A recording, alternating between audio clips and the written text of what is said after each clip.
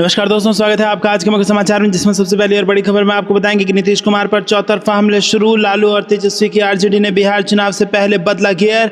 खबर में आगे जिक्र होगा कि बिहार में होली की बधाई के बहाने सियासत, लालू बोले बुराई का अंत होगा, नीतीश भाजपा ने दिया ये बड़ा संदेश। खबर में आगे जिक्र होगा कि महाराष्ट्र में बीजेपी का शासन औरंगजेब के समय से भी बदतर, संजय राउत ने बोला महायुति सरकार पर हमला।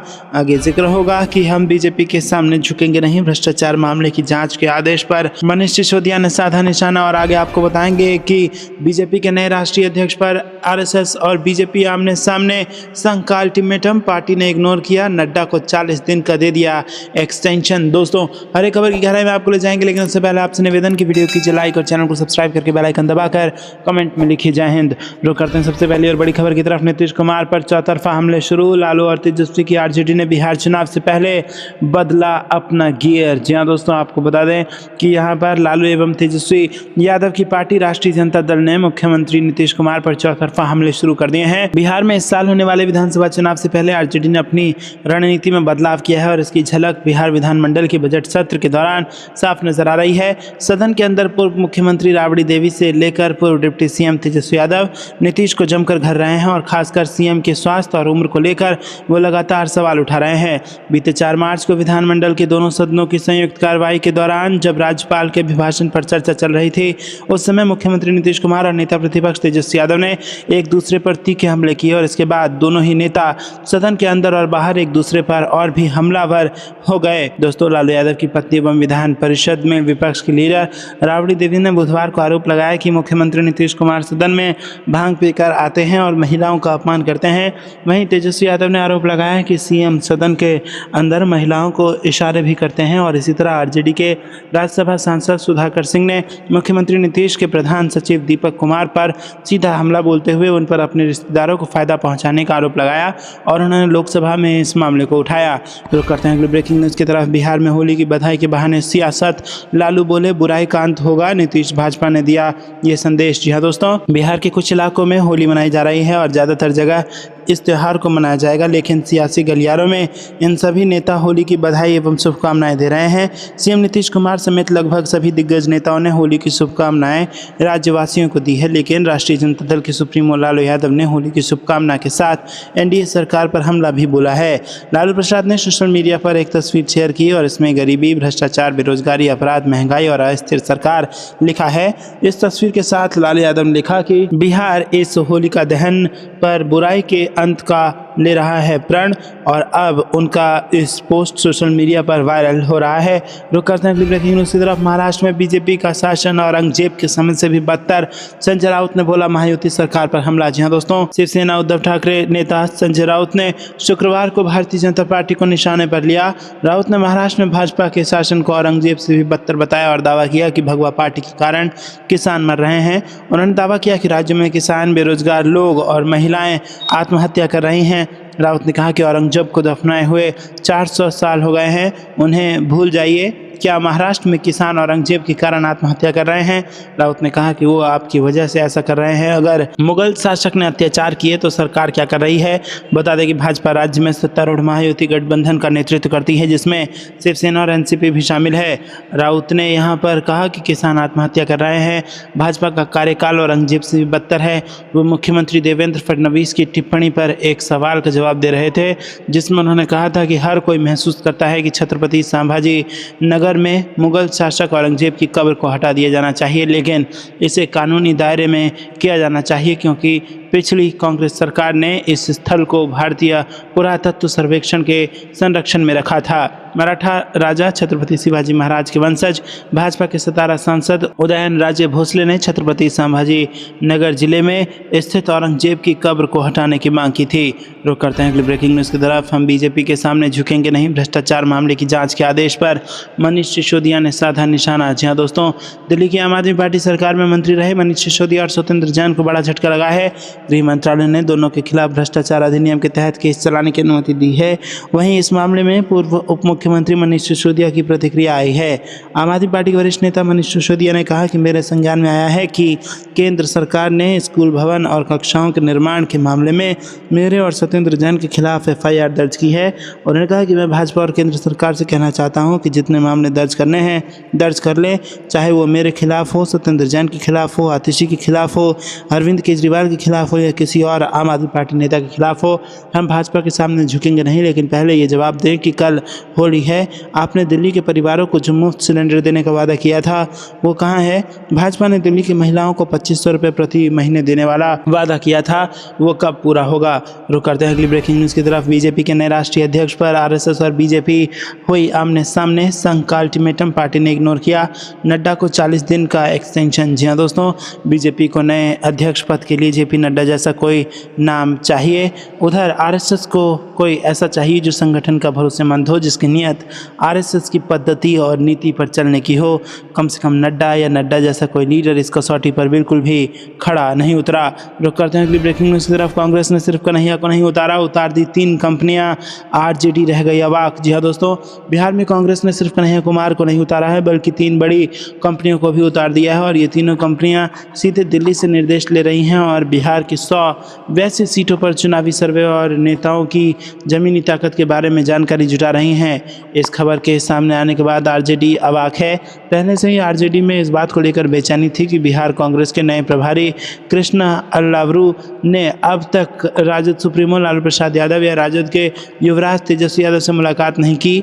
यहाँ तक कि कई बार बिहार में अकेले चुनाव लड़ने के संकेत भी देने से परहेज नहीं किया। उधर पप्पू यादव ने ऐलान कर दिया है कि मैं और कन्हैया हवा और तूफान हैं, अब हमें कोई नहीं रोक सकता। दोस्तों रुक करते हैं अगली ब्रेकिंग न्यूज़ की तरफ। पंजाब में संगठन को बूथ स्तर पर मजबूत बनाएगी कांग्रेस। जी हाँ दोस्तों, आपको बता दें कि महाराष्ट्र, हरियाणा और दिल्ली विधानसभा चुनाव में शर्मनाक हार के बाद कांग्रेस ने वर्ष 2027 में पंजाब में होने वाले विधानसभा चुनाव की तैयारियां शुरू कर दी हैं। पार्टी महासचिव व प्रभारी भूपेश बघेल ने पंजाब प्रदेश की राजनीति समिति की बैठक ली और इसमें प्रदेश कांग्रेस के ज़्यादातर नेता मौजूद रहे। रुक करते हैं अगली ब्रेकिंग न्यूज़ की तरफ। क्राउड फंडिंग से बनेगा कांग्रेस का नया मुख्यालय, मंथन के लिए 16 मार्च को बुलाई बैठक। जी हाँ दोस्तों, राजधानी के मानसरोवर के शिप्रा पथ पर कांग्रेस ने नए मुख्यालय के लिए खरीदी गई भूमि पर अब निर्माण कार्य जल्द शुरू होने वाला है। प्रदेश कांग्रेस में इसे लेकर मंथन जोरों पर है। खबर राजस्थान से है। प्रदेश कांग्रेस सचिव ताराचंद सैनी के अनुसार नए भवन निर्माण के मंथन के लिए प्रदेश कांग्रेस अध्यक्ष गोविंद सिंह डोटासरा ने 16 मार्च को प्रदेश कार्यकारिणी की बैठक बुलाई है। बैठक में प्रदेश कार्यकारिणी के अलावा जिलाध्यक्ष, विधायक प्रत्याशी, सांसद प्रत्याशी और आमंत्रित किए गए हैं। रुक करते हैं अगली ब्रेकिंग न्यूज़ की तरफ। कांग्रेस की सदस्यता ग्रहण कर राहुल गांधी का हाथ करें मजबूत। जी हाँ दोस्तों, आपको बता दें कि गया जिला कांग्रेस कमेटी के उपाध्यक्ष शशिकांत सिन्हा ने कहा कि आगामी विधानसभा चुनाव को लेकर कांग्रेस बूथ स्तर की तैयारी में जुट गया है। उन्होंने कायस्थ परिवारों से अपील की है कि वो लोग कांग्रेस की सदस्यता ग्रहण कर राहुल गांधी के हाथों को मजबूत करें। कांग्रेस पार्टी आने वाले चुनाव में JDU भाजपा गठबंधन की सरकार को मजा चखाने के लिए तैयार है। देश के यही नेता हैं जो नफरत की राजनीति नहीं, मोहब्बत की राजनीति करते हैं। आज के युवा राहुल के साथ चलने को तैयार है। दोस्तों रुक करते हैं अगली ब्रेकिंग न्यूज़ की तरफ, जहां पर आपको बता दें कि भगदड़ के बाद रेलवे ने लिया सबक। होली पर नजर आई चाक चौबंद व्यवस्था। नई दिल्ली स्टेशन में फरवरी में हुई भगदड़ की घटना से सबक लेते हुए रेलवे प्रशासन ने स्टेशन पर यात्रियों की सुरक्षा के लिए कई अहम कदम उठाए हैं। वहीं आपको बता दें कि रेलवे स्टेशन पर इसकी पड़ताल की गई है। होली के त्यौहार के चलते स्टेशन पर भीड़ जरूर थी, लेकिन प्लेटफॉर्म पर रेलवे का मैनेजमेंट पुख्ता नजर आया। रेलवे स्टेशन के सभी एंट्री और एग्जिट गेट पर सुरक्षा व्यवस्था चाक चौबंद थी। रेलवे प्रशासन ने स्टेशन परिसर के चारों ओर बैरिकेड्स लगाकर सुरक्षा के खास इंतजाम किए थे और साथ ही रेलवे पुलिस बल की टुकड़ी भी मुस्तैद दिखाई दी। यात्रियों की सुविधा को ध्यान में रखते हुए ट्रेन के समय और प्लेटफॉर्म नंबरों की जानकारी देने के लिए स्टेशन के बाहर विशेष बोर्ड लगाए गए हैं ताकि यात्री सही समय पर अपने प्लेटफॉर्म तक आसानी से पहुंच सके। हालांकि स्टेशन के भीतर प्रवेश के लिए लंबी कतार होने के चलते यात्रियों को काफ़ी दिक्कतों का सामना करना पड़ा है और इसमें सबसे ज़्यादा परेशानी बच्चों, बुजुर्गों व महिलाओं को हुई। कुछ यात्री अव्यवस्था की शिकायत करते भी नजर आए, लेकिन प्रशासन हालत पर काबू पाया हुआ था। आपको ये कुछ लगता है दोस्तों कमेंट में जरूर बताइएगा। वीडियो को लाइक नहीं किया तो लाइक जरूर कीजिएगा। रुक करते हैं अगली ब्रेकिंग न्यूज़ की तरफ। का बीजेपी पर हमला, कहा बीजेपी सरकार भू माफियाओं और अपराधियों को दे रही है संरक्षण। जी हाँ दोस्तों, समाजवादी पार्टी के अध्यक्ष अखिलेश यादव ने बुधवार को आरोप लगाया कि भारतीय जनता पार्टी सरकार उत्तर प्रदेश में भू माफियाओं और अपराधियों को संरक्षण दे रही है। अखिलेश यादव ने यहां जारी एक बयान में कहा कि बीजेपी शासन में भूमि हड़पने की घटनाएं बढ़ गई हैं, गरीबों को परेशान किया जा रहा है और उन्हें अपनी जमीन हस्तांतरित करने के लिए मजबूर किया जा रहा है। उन्होंने कहा कि बीजेपी सबसे बड़ी भू माफिया पार्टी है और सत्ता में आने के बाद से भाजपा नेता गरीबों को डरा धमकाकर जबरन जमीनें अपने नाम करवा रहे हैं। समाजवादी पार्टी के अध्यक्ष ने आरोप लगाया कि अयोध्या समेत कई जिलों में भूमि पंजीकरण सरकार की भूमि नीतियों की हकीकत को उजागर करता है। उन्होंने कहा कि अब सेवानिवृत्त सैन्य अधिकारियों को भी नहीं बख्शा जा रहा है। भू माफिया उनकी संपत्तियों पर कब्जा कर रहे हैं और उन पर हमला कर रहे हैं और उन्हें धमका रहे हैं। कानून व्यवस्था की स्थिति चरमरा गई है। सपा प्रमुख ने एक घटना का हवाला दिया जिसमें अपनी जमीन पर अवैध कब्जे का विरोध करने पर एक सेवानिवृत्त ब्रिगेडियर पर कथित तौर पर हमला किया गया था। रुक करते हैं कि ब्रेकिंग न्यूज़ की तरफ। राबड़ी देवी ने जेडीयू के खिलाफ खोला मोर्चा, बोली नीतीश कुमार को खा जाएंगे ललन सिंह, संजय झा, विजय चौधरी और अशोक चौधरी। जी हाँ दोस्तों, बिहार विधानमंडल के बजट सत्र के दौरान 8वें दिन बुधवार को जमकर गर्मा गर्मी देखी गई। विधान परिषद में सीएम नीतीश कुमार और पूर्व मुख्यमंत्री राबड़ी देवी के बीच तीखी नोकझोंक हुई। उसके बाद विपक्ष के विधायकों ने जमकर हंगामा किया। खुद राबड़ी देवी ने भी नीतीश कुमार के खिलाफ मोर्चा खोल दिया और सदन के बाहर कुछ देर के लिए धरने पर बैठ गई। उन्होंने कहा कि भाजपा नीतीश कुमार के कान भर रही है, उनकी पार्टी के कुछ नेता भी सीएम को गुमराह कर रहे हैं।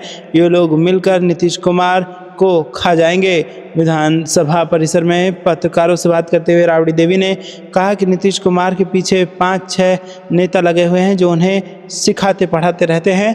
वो भाजपा की गोद में चले गए हैं और बीजेपी के नेता सीएम का कान भर रहे हैं। उनके पार्टी जेडीयू के भी कुछ नेता भी भड़काने में लगे हैं। रुक करते हैं अगली ब्रेकिंग न्यूज़ की तरफ। पूर्णिया सांसद पप्पू यादव ने 25 लाख करोड़ का मांगा हिसाब, लोकसभा में जमकर बरसे। जी हाँ दोस्तों, लोकसभा में मंगलवार को सांसद पप्पू यादव ने देश के सामने मौजूद गंभीर चुनौतियों पर चर्चा करते हुए ड्रग्स के बढ़ते प्रभाव, आर्थिक संकट, बेरोजगारी और किसानों की समस्या और स्वास्थ्य सेवाओं की कमी जैसे मुद्दों को उठाया। सांसद ने मणिपुर में जारी हिंसा और ड्रग्स के बढ़ते प्रभाव पर गहरी चिंता जताई। उन्होंने कहा कि मणिपुर में 2 साल से 2 समुदायों के बीच गोलीबारी जारी है और यह हिंसा ड्रग्स माफिया द्वारा फैलाई जा रही है जो भारत के बाहर से ड्रग की सप्लाई कर रहा है। इस मामले में कई पदाधिकारी और सामाजिक व्यक्ति शामिल हैं। ये कोई छोटी घटना नहीं है। उन्होंने दलाल स्ट्रीट और सार्वजनिक उपक्रमों के नुकसान पर भी चिंता व्यक्त की। रुक करते हैं अगली ब्रेकिंग न्यूज़ की तरफ। कौन बड़ा एक्टर आया, कहां लगा आईफा का पैसा, कांग्रेस का भजनलाल सरकार से सवाल। जी हाँ दोस्तों, राजस्थान की राजधानी जयपुर में आईफा का बड़ा आयोजन हुआ। बादशाह शाहरुख खान, माधुरी दीक्षित, कार्तिक आर्यन के अलावा कई बड़े सितारों ने कार्यक्रम में शिरकत की और इस आयोजन पर अब विपक्षी पार्टी कांग्रेस ने सवाल उठा दिया है। विधानसभा में नेता विपक्ष टीकाराम जूली ने आईफा में खर्च हुई राशि का हिसाब मांगा है। जूली ने कहा कि मैं चाहता हूं कि भजनलाल सरकार आईफा पर खर्च किए गए पैसों का हिसाब दे। उन्होंने ये भी सवाल उठाया कि शाहरुख खान के अलावा कोई बड़ा एक्टर इस फंक्शन में क्यों नहीं आया। आईफा के आयोजन को लेकर नेता विपक्ष टीकाराम जूली ने कहा कि आईफा के नाम पर 100 करोड़ रुपए से ज़्यादा जनता का पैसा खर्च किया गया। अगर आपने होर्डिंग देखे होंगे तो वो सिर्फ आईफा का प्रचार था, राजस्थान का नहीं। क्या कोई बड़े अभिनेता यहाँ आए हैं? क्या जो अभिनेता आए हैं वो किसी पर्यटन स्थल पर गए? क्या इससे राजस्थान को कोई फ़ायदा होगा? एक सोची समझी साजिश के तहत जनता का पैसा खर्च किया गया। मैं राज्य सरकार से जनता को आईफा पर खर्च किए गए पैसे की जानकारी देने को कहता हूं। रुक करते हैं अगली ब्रेकिंग न्यूज़ की तरफ। सीएम स्टालिन ने राज्य बजट से रुपए का प्रतीक चिन्ह हटाया और केंद्र और तमिलनाडु में भाषा विवाद गहरा गया है। जी हाँ दोस्तों, तमिलनाडु में भाषा विवाद गहराता जा रहा है। अब एमके स्टालिन सरकार ने राज्य सरकार के बजट 2025-26 से रुपए का प्रतीक चिन्ह हटा दिया है। इसकी जगह सरकार ने तमिल भाषा का प्रतीक लगाया है। केंद्र सरकार और द्रविड़ मुन्नेत्र कजगम यानी डीएमके के नेतृत्व वाली तमिलनाडु सरकार के बीच राष्ट्रीय शिक्षा नीति 2020 में प्रस्तावित त्रिभाषा फार्मूला राजनीतिक विवाद का केंद्र बना हुआ है। तमिलनाडु सरकार ने एनईपी व त्रिभाषा फार्मूले को लागू करने से मना कर दिया है और इसके चलते केंद्र सरकार ने समग्र शिक्षा अभियान के तहत मिलने वाली 573 करोड़ रुपए की केंद्रीय सहायता रोक दी है। एसएसए फंडिंग पाने के लिए राज्यों को एनईपी के दिशा निर्देशों का पालन करना होता है। फंड रोके जाने से सीएम स्टालिन बिफरे हुए हैं और उन्होंने दक्षिणी राज्यों में हिंदी थोपने का आरोप लगाया है। केंद्र के अनुसार शिक्षा संविधान की समवर्ती सूची में है और वो त्रिभाषा फार्मूले को लागू करना राज्य की जिम्मेदारी है। रुक करते हैं अगली ब्रेकिंग न्यूज़ की तरफ। महाराष्ट्र बीजेपी की लड़ाई सड़क पर आई, पंकजा मुंडे ने बीजेपी विधायक को जमकर कोसा। जी हाँ दोस्तों, महाराष्ट्र में संतोष देशमुख हत्याकांड में बीजेपी पहले ही घिरी हुई थी। इसमें विधायक और मंत्री धनंजय मुंडे को इस्तीफा तक देना पड़ा था, जिसमें फडणवीस सरकार को काफी शर्मिंदगी उठानी पड़ी थी। अब इस मामले में बीजेपी की अंदरूनी लड़ाई सड़क पर आ गई है। बीड जिले के मस्साजोग गांव के सरपंच संतोष देशमुख की हत्या के बाद अब बीजेपी विधायक सुरेश धस ने धनंजय मुंडे और उनकी चचेरी बहन पंकजा मुंडे पर नए आरोप लगाए हैं, जिसके बाद पंकजा मुंडे ने भी उसका जवाब खुलकर दिया है और इसमें बीजेपी की लड़ाई अब सबके सामने आ गई है। दरअसल सुरेश धस ने संतोष देशमुख की हत्या के बाद पंकजा मुंडे पर आरोप लगाया कि वो संतोष देशमुख के परिवार से नहीं मिली और ये भी कहा कि उन्होंने चुनाव प्रचार नहीं किया। इसका जवाब अब पंकजा मुंडे ने एक इंटरव्यू में दिया है। पंकजा ने कहा कि संतोष देशमुख की हत्या के बाद 12 दिसंबर को मैं उनके परिवार से मिलने निकली थी। वहीं उन्होंने सुरेश धस पर हमला बोलते हुए कहा कि उन्होंने धनंजय मुंडे से छिपकर क्यों मुलाकात की। रुक करते हैं अगली ब्रेकिंग न्यूज़ की तरफ। नए पार्टी अध्यक्ष के मामले में बीजेपी और आरएसएस आमने सामने। जी हाँ दोस्तों, बीजेपी के नया राष्ट्रीय अध्यक्ष कौन होगा, मन में ये सवाल आना स्वाभाविक है। जेपी नड्डा के बाद किसे बीजेपी के नए पार्टी अध्यक्ष पद की जिम्मेदारी मिलेगी, राजनीतिक गलियारे में लोग इसकी चर्चा कर रहे हैं। वैसे तो बीजेपी राष्ट्रीय अध्यक्ष के तौर पर नड्डा का कार्यकाल पिछले साल ही खत्म हो चुका है, लेकिन उसे आगे बढ़ाया गया है। बीजेपी का अगला पार्टी अध्यक्ष कौन होगा, इस बारे में लोग अलग अलग अटकलें लगा रहे हैं, लेकिन अब इस मामले में नया ट्विस्ट आ गया है। बताया जा रहा है कि इस मामले में बीजेपी और आरएसएस आमने सामने हैं। पहले फरवरी के अंत तक बीजेपी के नए पार्टी अध्यक्ष का ऐलान होने की चर्चाएं चल रही थी, लेकिन अब मार्च का दूसरा सप्ताह खत्म होने वाला है और अब तक पार्टी को नया अध्यक्ष नहीं मिला है। सूत्रों के हवाले से बताया जा रहा है कि आरएसएस ने बीजेपी को यह सुझाव दे दिया है कि नया राष्ट्रीय अध्यक्ष किसे बनाया जाए, लेकिन बीजेपी इस बारे में सहमत नहीं है।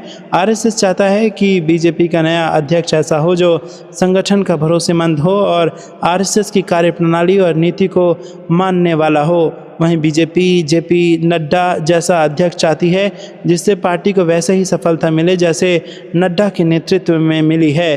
दोस्तों, रुक करते हैं अगली ब्रेकिंग न्यूज़ की तरफ। कांग्रेस का आरोप, ट्रंप को खुश करने के लिए स्पेस एक्स से कराई गई एयरटेल जियो की डील, पीएम मोदी ने निभाई इसमें भूमिका। जी हाँ दोस्तों, कांग्रेस महासचिव जयराम रमेश ने भारत की दिग्गज संचार कंपनी एयरटेल और जियो द्वारा स्पेस एक्स के स्टारलिंक के साथ साझेदारी की घोषणा पर बीजेपी सरकार को घेरते हुए दावा किया कि ये करार पीएम मोदी द्वारा कराए गए ताकि अमेरिकी राष्ट्रपति डोनाल्ड ट्रंप का सद्भाव हासिल किया जा सके।